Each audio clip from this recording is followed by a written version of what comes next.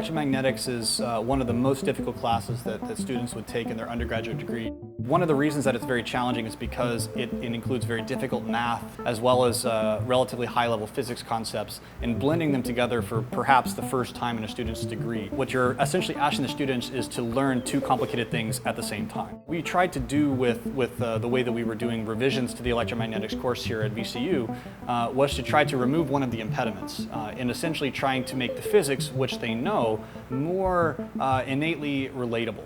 And by doing that, we tried to add pictures to make it visual. Our goal is to try to show that electromagnetic fields, which are normally invisible, that you don't see, even though you interact with all the time, they're actually real and they have properties, and they move like water, or they move in certain ways like wind and smoke and things like this.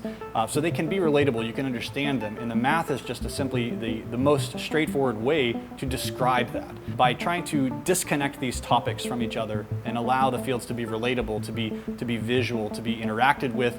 Our hope is that that allows the students to focus on the math in a different way that is more relatable to them.